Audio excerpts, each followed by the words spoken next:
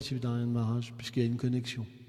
Peu importe ce qu'on peut dire, la connexion elle est là, puisque dans notre commentaire de la Bhagavad Gita, il y a un bon pourcentage des paroles de Srila Bhaktivedanta Narayana Goswami Maharaj et des traductions des versets du sens que Bhaktivedanta Narayana Maharaj il en a fait. Donc on a, comment dire, une connexion avec lui et c'est pour ça qu'aujourd'hui, comment dire, je ressens dans mon cœur une profonde émotion quand on a chanté ce chant composé par Srila Bhaktivedanta Narayana Goswami Maharaj. Tout de suite j'ai réalisé à quel point Maharaj était qualifié pour parler du rasa. C'était véritablement ce qu'il est venu apporter. Ça a été une véritable révolution. Je m'en rappelle, à cette époque-là, j'étais un jeune dévot et la miséricorde de Narayana Maharaj, ça a été comme un raz-de-marée. En premier, il y a eu Bhaktivedanta Narayana Goswami Maharaj, Bhaktivedanta Swami Prabhupada, et après Narayana Maharaj. Il y a eu un autre raz-de-marée. Et ça a été un raz-de-marée de rasa. Et beaucoup de dévots n'ont pas compris. Ils ont pensé que c'était une attaque, en fait, dans la position de Bhaktivedanta Swami Maharaj. Mais c'était simplement une aide supplémentaire pour les jivas qui étaient perdus dans ce monde et qui ne comprenaient pas forcément les écrits de Bhaktivedanta Swami Prabhupada. Parce qu'il faut la qualification. En fait, quand vous expérimentez Vraja Prem et que vous pouvez voir le monde transcendantal et les beaux échanges entre Radha et Krishna et ses associés, alors vous pouvez comprendre les paroles des acharyas. Sans ça, quelle est votre compréhension? Vous comprenez? Donc on avait une compréhension littéraire, à part certains Vaishnavas, bien sûr, qui étaient qualifiés, quoi. Mais la plupart d'entre nous, on avait une compréhension littéraire. Et Bhaktivedanta Narayana Goswami Maharaj, il est véritablement venu pour ouvrir comme les coffres, vous voyez ce que je veux dire, de pouvoir aller plus loin. Alors, ça n'a pas été bien compris au départ. Moi, je me rappelle, il y avait beaucoup de politique sur Bhaktivedanta Narayana Goswami Maharaj. Mais ce qui est sûr, c'est que ce n'est pas un personnage ordinaire. Parce que quand Bhaktivedanta Swami Prabhupada il a quitté son corps, il lui a demandé de le mettre en samadhi. Alors, ce n'est pas de la politique ce que je fais, c'est juste de la constatation. Or, il a expliqué que quand quelqu'un demande à une autre personne de le mettre en samadhi, c'est comme une continuité de la mission. C'est expliqué. C'est qu'un acharya qui met un autre acharya en samadhi, le prochain. Et il a aussi, avec des textes enregistrés, il a demandé à Bhaktivedanta Narayana Goswami Maharaj d'aider ses disciples à progresser. Donc, on peut en conclure quoi?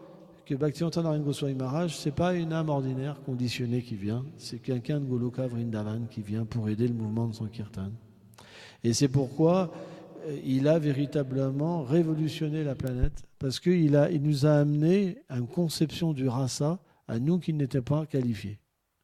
Et ça nous a permis d'avoir une méditation différente, une approche différente de la bhakti. Et ce qui est vraiment étonnant, c'est que bien qu'il y ait eu de l'opposition par beaucoup de dévots, il est quand même rentré dans toutes les institutions. Il a comme mis un coup de pied dans le barrage. Moi, c'est vrai, c'est une réalité. Et en fait, graduellement, toutes les institutions se sont ouvertes au rasa. Les livres ont commencé à être écrits. Même s'il ne voulait pas prendre ces livres à lui, certains dévots ont commencé à écrire.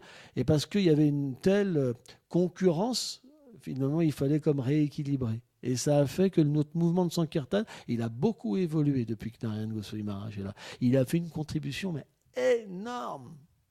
Rien que par sa présence, rien que par le fait qu'il donne une vision supplémentaire. Personne n'a pu se battre contre ça, ça a été accepté. Et c'est vrai, c'est une réalité. Moi, je me rappelle, j'étais présent. Je sais. J'étais dans un temple où il se faisait critiquer. Je suis parti de ce temple pour ça. C'est pas que pour Bhakti Prod Puri Maharaj, c'est pour Bhaktivedanta Narayana Goswami Maharaj que je suis parti. Et quand j'entendais les critiques, je sentais que Maharaj était un pur dévot, un Vrajbasi, et je suis parti. Malheureusement, les disciples y critiquaient autant, alors c'était pas facile comme situation. Parce que ce qu'il faut vraiment éviter, quand des grandes âmes comme ça viennent du monde transcendantal et qui critiquent, c'est pas des critiques matérielles. Parce qu'il y a un standard dans la bhakti. Et parfois, le standard, il est altérés par des personnes qui ont une certaine qualification. C'est pas qu'ils ne sont pas qualifiés, mais pas assez de qualification. Parce que les Vraj Gopis, quand elles viennent dans le monde transcendantal, elles ont tellement de qualifications qu'elles peuvent même remettre en question même des personnes vraiment élevées spirituellement, attention. Et elles recadrent. Vous comprenez? Parce que ça ne doit pas être comme ça, mais comme ça. Parce que c'est très précis le service à Srimati Radharani, extrêmement précis. Hein? Et Narayan Goswami Maharaj est tellement élevé que ses disciples ont révélé qu'il s'appelait Ramani Manjari. Et que son service, c'était d'entraîner Srimati Radharani pour qu'elle ne fasse pas de bruit quand elle sort de Yavat, quand les feuilles sont au sol. Elle apprend à Radharani à marcher sans faire de bruit sur le sol quand il y a des feuilles qui tombent. Vous vous rendez compte? La position de Narayan Maharaj. Mais ça, quand ces gens viennent, on ne sait pas qui c'est. Ils se cachent. Ils sont complètement cachés. Vous ne pouvez pas voir, vous pouvez même les prendre pour des êtres ordinaires. Mais quand ils se révèlent, alors c'est très puissant. C'est extrêmement puissant. Parce que comme ils ont un niveau de bhakti hors du commun, quand ils parlent, ça entraîne tout le monde. Comme la flûte de Krishna. Vous savez, ça attraque tout le monde. Et ça fait une révolution dans la marche. Parce que quand il parlait, il attirait tout le monde. Tout le monde, tout le monde. Même les gens initiés dans d'autres maths, tout ça, ça a fait un carnage. Et donc, du coup, il y a une grosse opposition qui s'est manifestée pour arrêter ce phénomène-là, en fait. C'est dommage, ça a fait beaucoup de politique. Mais on ne peut pas faire autrement. Avec des personnes comme ça, vous ne pouvez pas. Parce que c'est des personnes tellement puissantes qui peuvent même, des gourous qui ont des milliers de disciples, leur apprendre la bhakti. Parce qu'ils viennent de Golok Vrindavan. Quelqu'un qui est ce qu'on appelle sadhana siddha, qui a atteint la prem par sa bhakti, il est qu'à un certain niveau de prema. Mais Vraj Gopi, c'est beaucoup plus élevé encore. Et ce sadhana siddha, il doit reprendre naissance Boma Vrindavan pour être entraîné. Et c'est ces gens-là qui les entraînent. Il y a encore des disciples de ces personnes-là.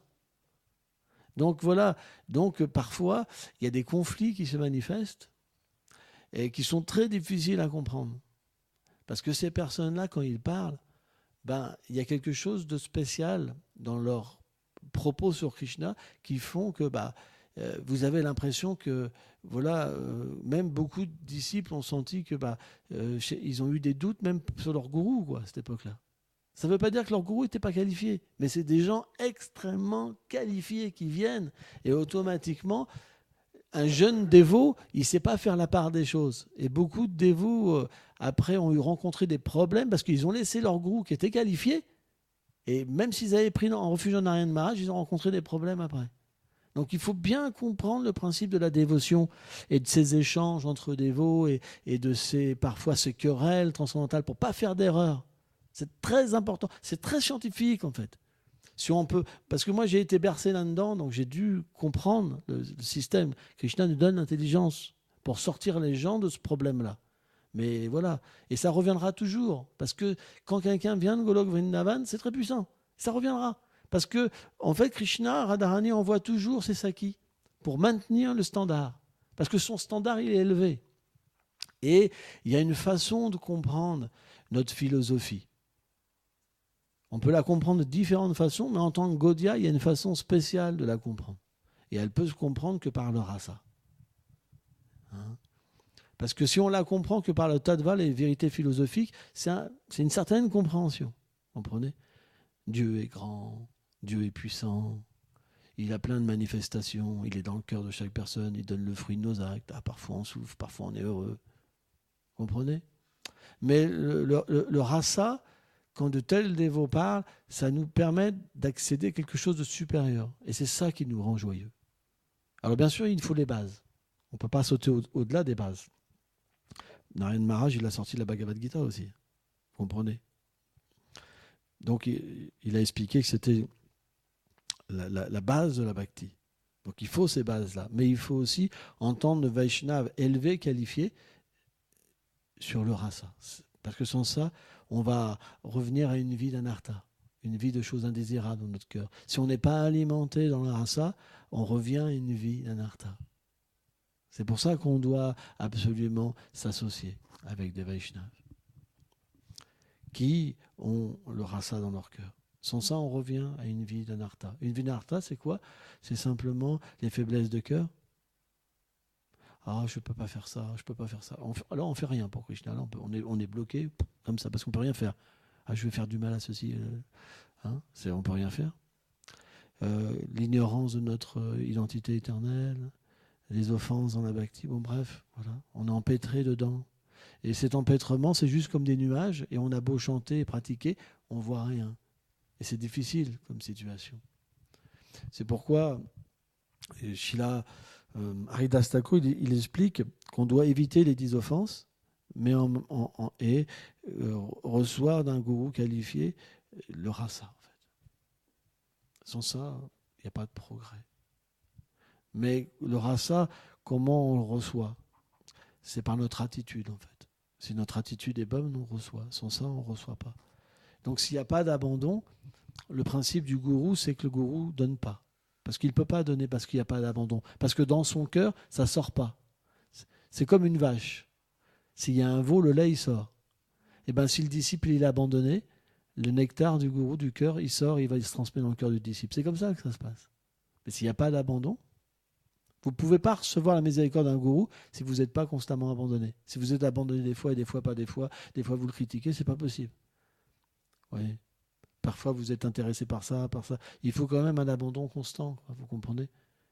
Et là, automatiquement, le gourou, il donnera comme une vache donne son lait, en fait. C'est le même principe. Parce que l'amour, parce qu'il y aura l'abandon, donc l'amour du gourou va naturellement se inonder, en fait, le cœur du disciple. C'est comme ça. Et puis le gourou, il est dans le cœur avec Krishna. Donc il n'y a même pas besoin de présence physique. Vous comprenez? Parce que s'il y aurait besoin de la présence physique, ça veut dire que ça ne serait pas absolu non plus. C'est pour ça que même parfois, quand le gourou il quitte la planète, on peut recevoir sa miséricorde même quand il quitte la planète. Parce que c'est un principe qu'il est dans le cœur avec Krishna. C'est pourquoi un véritable gourou, il n'y a pas de séparation avec le disciple. Avec un véritable disciple, il n'y a pas de séparation avec le gourou. Excusez-moi. Vous comprenez, quoi. Mais un tel disciple, c'est rare. Et c'est ça notre inspiration. C'est un jour pouvoir avoir de l'amour pour les Vaishnavas. C'est quelque chose qui est très difficile à obtenir parce que, dû à des vies passées dans ce monde, on s'est fait tellement tricher qu'il y a un blocage qui se passe en nous. Il y a un blocage. On peut pas. C'est très difficile d'aimer les êtres dans ce monde parce qu'on se fait tout le temps avoir. Donc ça revient constamment. On voit des fautes, on voit ceci, on voit cela, et c'est très difficile. Donc on doit véritablement, dans ces jours-là de miséricorde, qui est inconcevable, prier des grands Vaishnavas comme Bhaktivedanta Narayana Goswami Maharaj, de nous aider dans notre propre bhakti, nous aider à enlever ces obstacles, parce qu'ils sont avec nos maîtres spirituels dans le monde transcendantal. Ils peuvent leur parler, ils peuvent intercéder pour nous. C'est important. Ne pensons pas qu'ils ne peuvent pas nous écouter. Ils sont tout puissants. Ce sont des manifestations de Srimati Radharani. Ce ne sont pas des êtres ordinaires. Des gens comme Narayana Maharaj, pas des êtres ordinaires. Ils ne viennent pas de la Satashakti. Ils ne sont pas des jivas conditionnés. C'est des personnes qui sont des manifestations de Srimati Radharani. Donc ils sont extrêmement puissants. On ne peut pas dire qu'ils ne peuvent pas entendre nos prières. Ça serait une offense. Tu vois ? Même des yogis minables qui ont des pouvoirs mystiques qui peuvent entendre à distance les paroles des gens. Que dire de personnes comme ça? Vous comprenez? C'est parce qu'on est tellement petits et recouverts comme les animaux. On est comme des animaux qu'on ne peut même pas entendre les paroles des gens à distance. On n'a aucun pouvoir, on n'a rien. Que dalle. Donc pour nous, quand on prie, on ne sait même pas où ça va, on ne sait même pas si ça existe. On essaye, ouais, on va essayer si ça marche. Vous comprenez? Parce qu'il n'y a pas de foi. Il n'y a pas de foi dans le gourou. Il n'y a pas de foi en Mahaprabhu, il n'y a pas de foi en Radha Krishna, mais simplement on a une petite soukriti et on ne peut pas abandonner parce que dès qu'on s'écarte, on est encore plus malheureux. Notre vie n'a pas de sens, n'a pas de but. Qu'est-ce qu'on obtient quand on s'écarte de cette merveille? Le savoir matériel, ça nous rend comme un âne, Bhaktivinoda Thakur dit. On porte des lourdes charges en essayant d'éduquer nos enfants, de garder notre couple, toute notre vie, c'est la bataille. Est-ce que c'est ça la vie? Vous comprenez? Donc, automatiquement, on doit ces jours-là profiter et voilà, et prier. Voilà, chez la Bhaktivedanta Narayana Goswami Maharaj, viens m'aider. C'est extrêmement difficile. Viens m'aider, s'il te plaît. Tu vois, tu es tellement merveilleux, tellement miséricordieux, tellement grand. Tu peux. Qu'est-ce que c'est pour toi de libérer quelqu'un comme moi? tu vois, j'ai un problème, j'ai plein d'orgueil, je n'arrive pas à voir la miséricorde de mon propre gourou, je suis vraiment le pire, et je ne sais pas comment faire. Je ne sais pas, j'y arrive pas, je me bats pour la vie, pourquoi? Pour des choses illusoires. Il faut y aller, il faut vraiment prier fortement, prendre leurs pieds et vraiment pleurer, quoi. Et la miséricorde, elle est possible d'avoir. Parce que si on n'arrive pas véritablement à s'abandonner avec notre gourou, on peut avoir la miséricorde d'un autre gourou, un shiksha gourou, pour nous aider. Il y a plein de shiksha gourous, il y a plein de gens qui peuvent nous aider. C'est pour ça que ce n'est pas si simple de devenir un bon disciple. Mais il y a de l'aide. Parce que dans le monde où eux en ce moment ils sont, c'est que de l'aide. Le monde de Goloka, ici, c'est que des obstacles, que des problèmes. Tout est fait pour faire du mal. Là-bas, tout est fait pour vous aider. Il n'y a aucune, comment dire, difficulté. C'est simplement, tout est fait pour accroître l'amour. Même ce qu'on appelle une difficulté dans le monde spirituel, c'est fait pour accroître l'amour. C'est un monde inconcevable. Donc, ces personnes-là, ils ont naturellement de la compassion pour nous. Mais comment on peut établir un lien?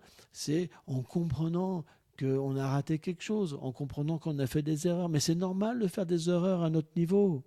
C'est normal. Qui n'a jamais été envieux? Voilà. L'envie peut même se rapporter au gourou. Si le gourou ne nous dit pas ce qu'on veut, waouh, toi, c'est waouh. Vous comprenez? Donc voilà, notre position, elle n'est pas facile. Et leur position à eux, elle est extrêmement facile.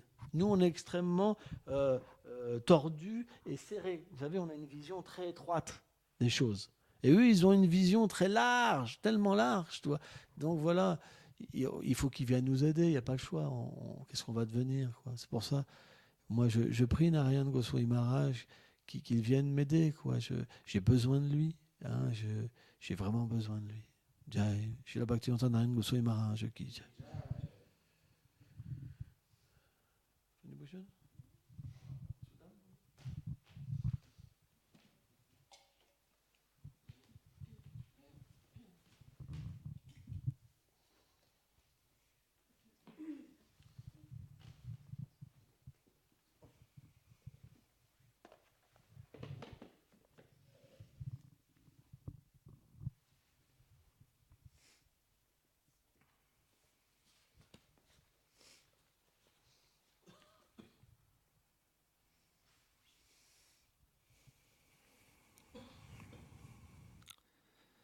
Om Agenati Milandasya Gyanam Janam Sharakaya Shakshu Mritam Yena Tasme Shivravit.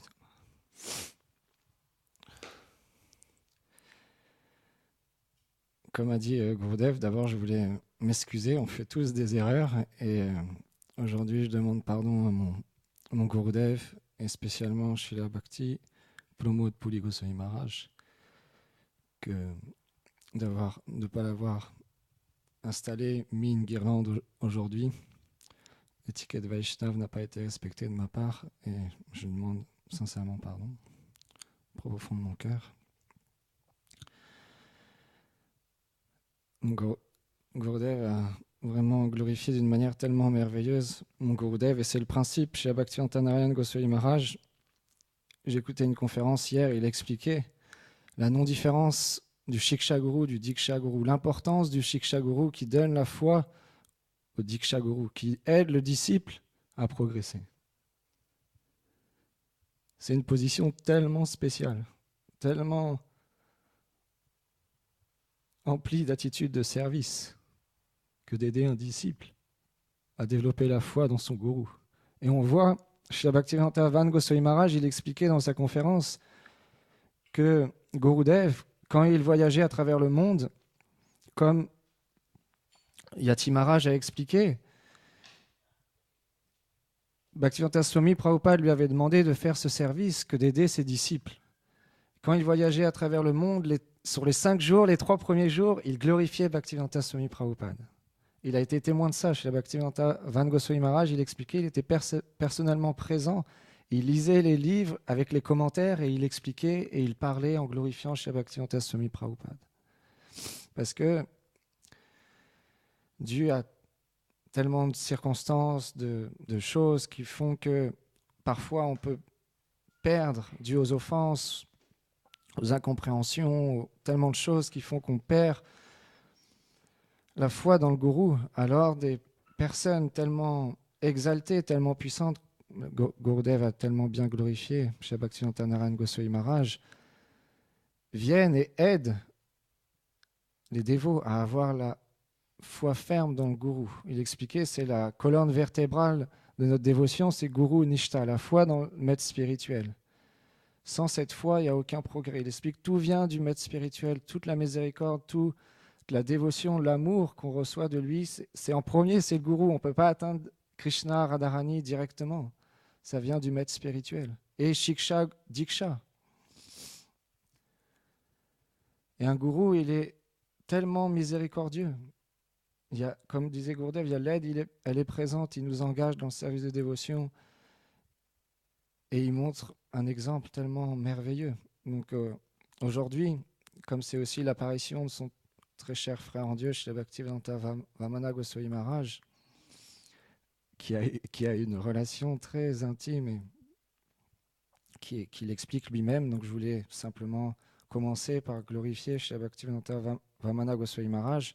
Il est né en fait dans une famille de Vaishnav. Dès son enfance, sa mère était une disciple de Srila Bhaktisiddhanta Sarasvati Thakur Prabhupada. Et elle avait une grande foi dans son gourou. Et elle transmettait ça, bien sûr, à son enfant, Srila Bhaktivedanta Vamana Goswami Maharaj. Lui-même, il a reçu Harinam de Srila Bhaktisiddhanta Sarasvati Thakur Prabhupada. Sa mère, à l'âge de 10 ans et demi, elle a offert son enfant à Srila Bhakti Plagan Keshava Goswami Maharaj. Et donc, il l'a servi. Personnellement, il le considérait comme véritablement son gourou, bien qu'il avait reçu Harinam de Srila Prabhupada parce qu'il était associé et il était engagé à travers lui. Et il allait à l'école, il était à l'école de Bhaktivinoda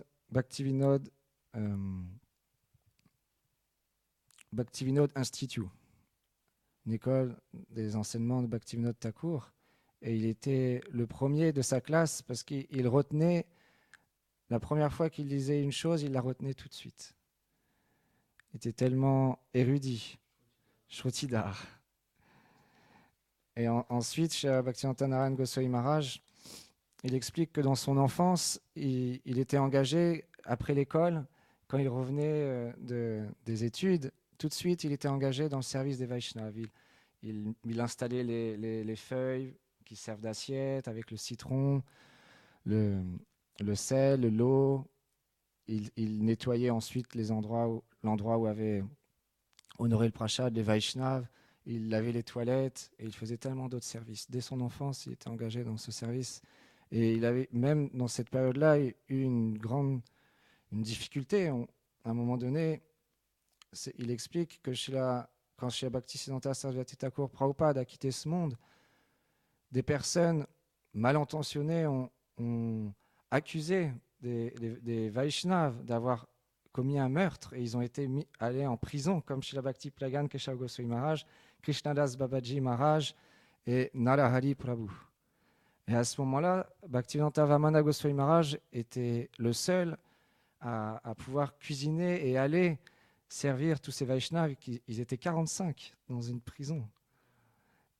Et certaines personnes, ils disaient qu'il devait pas, parce qu'il cuisinait, il offrait aux déités sans même avoir été initié Diksha. Et donc, il le reprochait cette chose-là. Et Bhakti Pragan Keshava Goswami Maharaj, donc il lui a donné Diksha alors qu'il était en prison. et donc, les circonstances. Et donc après, il a été engagé dans la Gaudiya Vedanta Samiti avec son maître spirituel Srila Bhakti Plagan Keshava Goswami Maharaj ainsi que notre Abhay Charan Ase Bhaktivedanta Swami Prabhupada. Et à un moment donné, il y avait plus de 150 dévots qui étaient réunis pour un festival et Srila Bhaktivedanta Vamana Goswami Maharaj est tombé gravement malade. Il était atteint d'une fièvre vraiment très importante. Mais son maître spirituel lui a demandé, il lui a dit hey, c'est pas le moment que tu sois malade, il y a 150 dévots à les servir, et viens, il faut que tu cuisines et que tu sers, parce qu'il était expert à cuisiner. Et donc il a suivi l'instruction de ce gourou, il s'est levé, malgré la maladie, il est allé cuisiner, servir tous les Vaishnavas, et après il est retourné se reposer.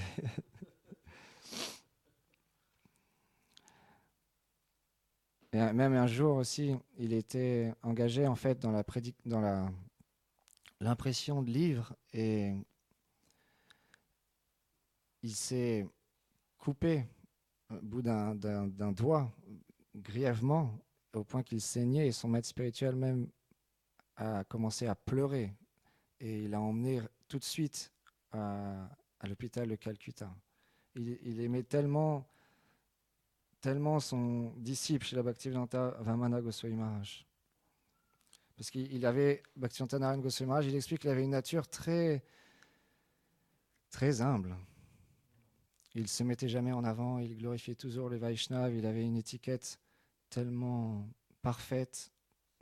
Il explique que lui-même, quand il a quitté, après on va parler de Bhaktivedanta Narayana Maharaj, quand il a quitté sa famille et qu'il est parti pour rejoindre son gourou, il n'avait pas envoyé de lettre pour dire qu'il arrivait, mais son Gurudev, Shri Bhakti Plagan Keshava Goswami Maharaj, il a envoyé Bhaktivedanta Vamana Goswami Maharaj l'attendre à la gare en disant son nom, il l'appelait comme ça, et Shri Bhaktivedanta Narayana Maharaj était surpris, il n'avait pas envoyé de lettre, il n'avait informé personne.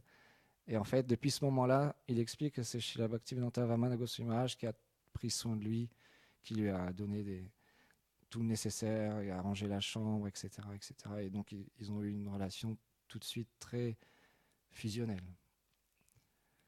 Et donc, chez Bhaktivedanta Narayana Goswami Maharaj, lui, il est né dans une famille où il suivait la Ramanuja Sampradaya.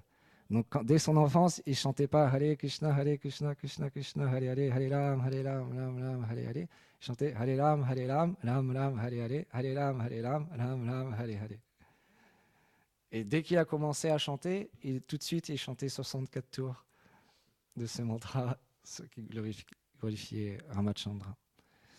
Et son père était un grand érudit, il donnait des conférences dans des villages, et il le suivait. Narayana Maharaj, donc à un moment donné, il était policier. Il était engagé dans la police, et un des frères en Dieu de Srila Bhakti Plagan Keshava Goswami Maharaj c'est la miséricorde des Vaishnavas. Il prêche à travers le monde les gloires de Mahaprabhu, et Narayana Maharaj a entendu, et tout de suite, c'est pas un être ordinaire. Gurudev, il a tellement bien glorifié chez Bhaktivedanta Narayana Goswami Maharaj, et il a été attiré. Et un jour, il est revenu le soir, et il a déposé une lettre d'émission. Il a dit mais non, mais pourquoi tu pars? Tu vas être promu à un poste encore plus grand. Reste encore. Là, tu es qualifié pour augmenter dans la police, dans l'échelon. Merci. Mais Narayana Maharaj, il a dit non, moi je vais faire du business. De business où il n'y a pas de perte.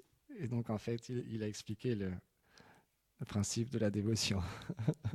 Dans la dévotion, il n'y a aucune perte. Et donc il est parti, et comme on l'a expliqué, c'est Vamana Goswami Maharaj qui l'a accueilli. Et à partir de ce moment-là, il y a tellement de doux nectar, d'humeurs différentes. Gurudev, il parle souvent dans les conférences. Les humeurs des Vaishnavas sont parfois difficiles à comprendre. Et donc Narayana Maharaj, il était un policier, il était très, très heavy, il ne supportait pas d'entendre les critiques, les offenses envers les Vaishnavas, et parfois il y avait des querelles à Navadupdam entre les résidents, et ça lui est arrivé de régler des situations d'une manière directe. Donc ensuite, Bhaktivedanta Madhava Goswami Maharaj, il explique qu'il était surnommé tout de suite par son Gurudev Bhakta Bandhava, expert à servir les Vaishnavas, tellement il avait d'amour, d'appréciation pour les Vaishnavas. C'est comme ça qu'on veut être le serviteur du serviteur des Vaishnavas. Ces Vaishnavas-là, ils nous montrent toujours l'exemple, ils nous attirent, comme il disait Gurudev, par le Harikatha, par leur exemple, par leur dévotion, leur abandon au Gourou. Donc il servait son maître spirituel à travers la cuisine. Il était engagé dans la cuisine.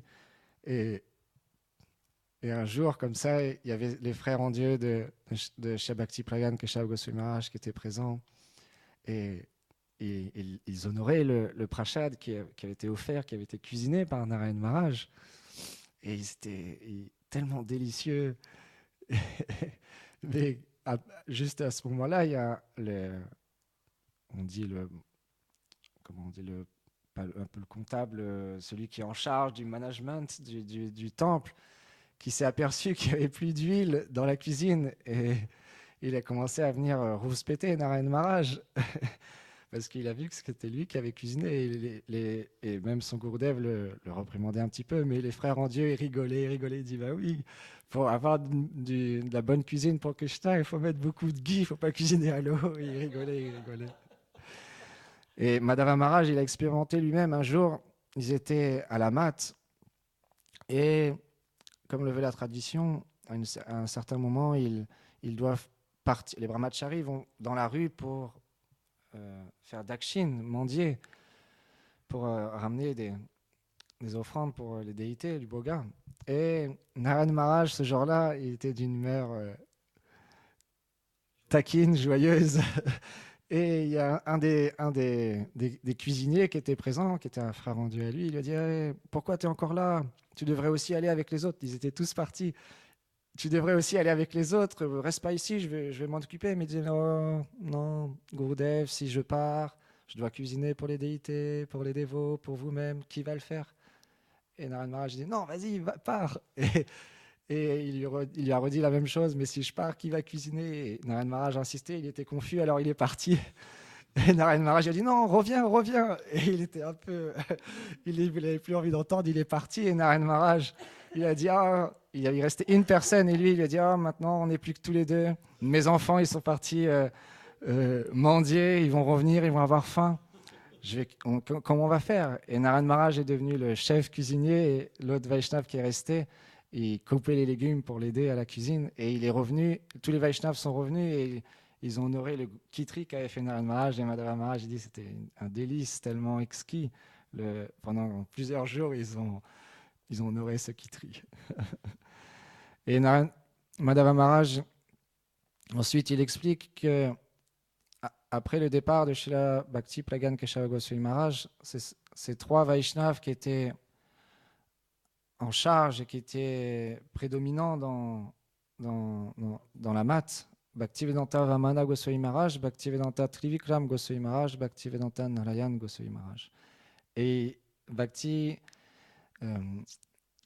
Bhaktivedanta Vamana Goswami Maharaj, Narayan Maharaj dans sa lettre, il explique que quand les dévots ils venaient le voir, il faisait comme s'il ne savait pas quoi répondre dans son humilité et il envoyait en fait les dévots à Narayan Maharaj. Il avait une telle confiance, une telle appréciation, un tel amour pour son frère en Dieu, Narayan Maharaj, et c'est lui en fait qui répondait à toutes les questions, qui recevait les Vaishnavas et il était engagé dans ce service. Et Bhaktivedanta Trivikram Goswami Maharaj, il explique qu'avec Narayan Maharaj, ils avaient comme une relation assez conflictuelle, d'argumentation, de débat, mais il explique qu'en fait, à l'époque où Bhakti Pragan Keshava Goswami Maharaj était encore présent, il prenait toujours parti de Narayan Maharaj. Quoi qu'il arrive, peu importe la situation, il prenait toujours part de Narayan Maharaj et ça mettait encore plus en colère Bhaktivedanta Trivikram Goswami Maharaj. Un jour, ils étaient à la mat et Et Bhaktivedanta Madhava Goswami Maharaj, il a fait une farce à son gourou. Son gourou était rentré dans les sanitaires et avec une poche en papier, il a fait un gros bruit comme ça. Et Narayana Maharaj a dit: qui a fait ça? Qui a fait ça? Il est rentré dans une humeur un peu de colère. Il a commencé à le pourchasser. Et Madhava Maharaj, il explique que c'est comme Yashoda qui court après son Gopal. Il courait comme ça dans la matte. Et tous les brahmacharis, ils avaient très peur. Ils sont tous cachés. Ils ont fermé les portes. Parce que si Narayana Maharaj les voyait rigoler, ils allaient bien se faire reprendre. Et pendant un certain temps comme ça, il lui lançait des chaussures. Mais Madhava Maharaj, il courait vraiment vite. Il n'a pas pu l'attraper. C'est les divertissements qu'il raconte joyeusement de son Gurudev. Quand on l'entend en direct, c'est tellement du nectar. Il explique, Narayana Maharaj, il les entraînait d'une manière très intensément. Mais les Vaishnavas, Gurudev a tellement bien décrit, les Vaishnavas, ils ont de l'amour dans leur cœur. Ils veulent que les gens ils progressent, ils veulent que les dévots ils progressent. Suivant les humeurs des Vaishnavas, ils font de telle ou telle manière. Narayana Maharaj, il était assez strict, assez strong, heavy. Quand les brahmacharis étaient dans le temple, ils apprenaient des versets et le lendemain, ils questionnaient. S'ils ne connaissaient pas le verset, ils jeûnaient le petit déjeuner. Et s'ils ne connaissaient pas encore le lendemain, c'était le petit déjeuner plus le midi. S'ils loupaient le Mangalarti, ils n'avaient pas de petit déjeuner. Si le lendemain encore, ils loupaient le Mangalarti, petit déjeuner, repas et même repas du soir. C'était très strong. Mais de cette manière-là, il expliquait, Madhava Maharaj, chacun d'entre eux pouvait maintenir la mat. Ils étaient tellement entraînés à la cuisine, à couper les légumes, à servir les Vaishnavas, les versets, les kirtans, le puja, archan, tout, ils apprenaient de chez Bhaktivedanta Narayana Goswami Maharaj. Et on peut voir quand ces disciples qui sont finalement simplement, ils sont les disciples de chez Bhaktivedanta Vamana Goswami Maharaj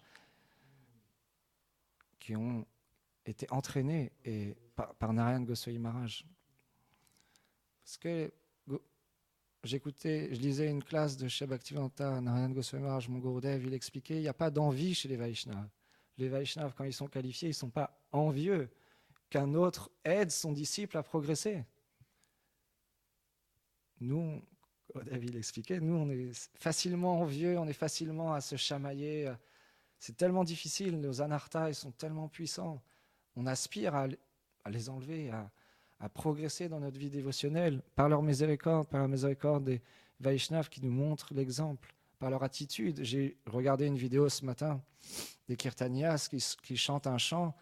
Et la première partie, on voit, c'est un échange très, très doux, très, très sweet entre Srila Bhaktivedanta Vamana Goswami Maharaj et Srila Bhaktivedanta Narayana Goswami Maharaj. Il reçoit son frère en Dieu dans la matte où il est en charge. Il le fait asseoir, il lui met une guirlande. Il s'assoit à côté, un de ses disciples, un des brahmacharis présents amène une guirlande. Il allait pour la mettre à Narayana Maharaj. Bhaktivedanta Vamana Goswami Maharaj se lève, il prend la guirlande, il la met autour du cou de Narayana Maharaj. Il sourit, il rigole, on n'entend pas ce qu'ils disent. De toute manière, en bengali, moi personnellement, je ne pourrais pas comprendre. Mais il y a un tel échange d'amour qu'on peut percevoir, on peut être touché. De la même manière, quand on voit de tels grands Vaishnavas comme Srila Bhakti, Pramod Puri Goswami Maharaj, leur humilité, leur étiquette, le bon respect qu'ils ont envers tous les êtres, on est touché, notre cœur est pris tout de suite et on désire être comme eux. Et un jour, chez Bhaktivedanta Madhava Goswami Maharaj, il expliquait qu'ils étaient à la mat et ces trois grands Vaishnavas étaient présents et Bhaktivedanta Vamana Goswami Maharaj et Srila Trivikram Goswami Maharaj devaient repartir. Et à ce moment-là, tout le monde était en séparation parce qu'ils avaient passé un long moment à Harikatha, festival, et ils devaient partir, retourner à Navadvip. Ils étaient à Mathura. Et arrivé à la gare, dans le train, il s'assoit et le contrôleur regarde les tickets. Et en fait, il y a eu une erreur. Madhava Maharaj, je ne me souviens plus si c'est lui ou si c'est la personne qui lui a vendu le ticket. Ce n'était pas la bonne date, c'était pour 1 mois après. Donc, de la même manière, ils sont revenus. Et puis là, tous les dévots, ils étaient contents. Peut-être qu'il y a eu une erreur, peut-être que le train était en retard, il est annulé. Et en fait, Madhava Maharaj a appris après que il y a eu une erreur sur les tickets, et comme c'était lui qui était en charge, Bhaktivedanta Ramana Goswami Maharaj, son Gurudev, il lui a dit « Viens dans ma chambre, cache-toi sous mon lit. » Parce que si Narayana Maharaj il t'attrape, tu vas avoir une sauce. Donc c'est ce qu'il a fait, il s'est caché sous le lit de son Gurudev. Et Narayana Maharaj, il a entendu et il commençait à l'appeler, il l'appelait. Je ne me rappelle plus son nom de Brahmachari. Et il l'appelait vraiment fortement. Et Vamana Maharaj, il disait dis rien, reste caché. Et Trivikram Goswami Maharaj était assis sur une chaise. Et à ce moment-là, il s'est levé de sa chaise. Il a dit on va voir maintenant si tu es un policier. Si tu veux aller attraper mon fils, tu dois d'abord passer sur moi. Et il le challengeait comme ça, Narayana Maharaj. C'était leur jeu transcendantal d'humour. Et pendant un long moment, ça s'est passé comme ça. Et après un certain temps, j'ai reparti.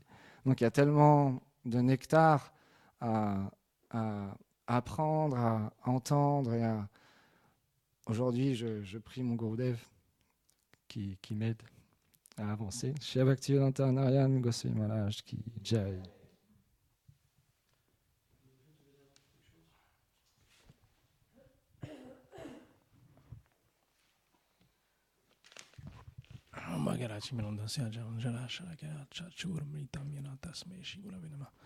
Je me souviens là, une année, en 96, on était avec Maharaj tous les deux.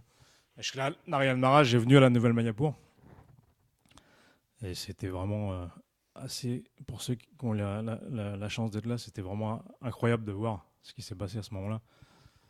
Parce que je me souviens, en fait, Narayana Maharaj, il donnait des classes le matin et l'après-midi dans des préfabriqués, en fait.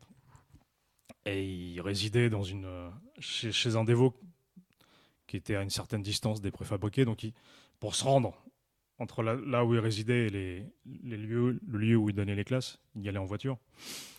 Et quand il venait, il repartait. En fait, les dévots couraient après sa voiture, comme des fous. En fait. Ils étaient comme en lévitation, en fait. Et je me souviens, il y avait des disciples de Bhaktivedanta Swami Prabhupada qui nous avaient expliqué qu'en fait, ils avaient pas ressenti ça depuis la présence de Bhaktivedanta Swami Maharaj quand il est venu sur cette planète. Donc, on peut voir en fait ces grands Vaishnavas quand ils descendent, ils répondent une telle miséricorde. Et je me souviens la dernière fois que j'ai eu la grande miséricorde de pouvoir voir Srila Narayana Maharaj, c'était à Brighton en 2009. Et c'était en fait sa venue était assez secrète en fait, parce qu'il devait quelques jours après, il devait se rendre au grand festival qui avait lieu chaque année en Italie. Donc là, en fait, il était plus là à Brighton pour se reposer. Il résidait chez un Vaishnav qui avait une grande maison à Brighton. Mais l'information a été divulguée, enfin, a percé, et elle est arrivée jusqu'à Londres. Donc quand j'ai appris que Narayana Maharaj était là, en fait, avec un ami qui avait un très grand désir de l'approcher, en fait, on a pris le train et on s'est rendu à Brighton. On a pu, et donc, à Brighton, l'information avait filtré aussi, donc il y avait parce qu'il y a beaucoup de disciples de Narayana Maharaj qui résident à Brighton. Donc ils avaient organisé finalement un petit programme. Et comme la plupart travaillent dans des bureaux ou dans des entreprises, en fait, ils avaient amené avec eux des collègues de travail pour qui c'était la plupart d'entre eux, pour ces gens-là, c'est la première fois qu'ils approchaient un sadhu. Donc Narayana Maharaj avait fait une lecture assez basique. Et à la fin de la classe, en fait, il s'informait sur les gens qui étaient là, en fait. Il leur demandait leur nom, quelle était leur profession. Et il leur donnait des bénédictions.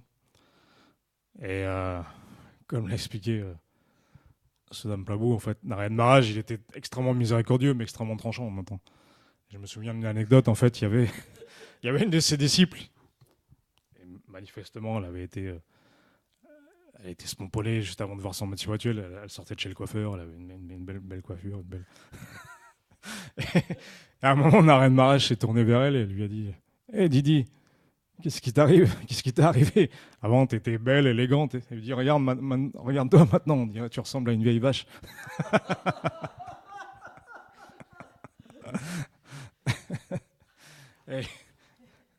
Je me souviens, à cette occasion, en fait, j'avais eu la miséricorde, la grande miséricorde, de pouvoir confectionner une guirlande pour Narayan Maharaj en compagnie de la chanteuse des Pretenders, qui est une de ses disciples, qui s'appelle Chrissy Hine, son nom spirituel, c'est Krishnamani. Et donc, en fait, quand je suis arrivé, il restait plus qu'une place devant Narayan Maharaj. Narayan Maharaj extrêmement impressionnant, donc personne vraiment se battait pour à part vraiment ses disciples intimes, mais sinon personne ne se battait vraiment pour ça, juste en face de lui.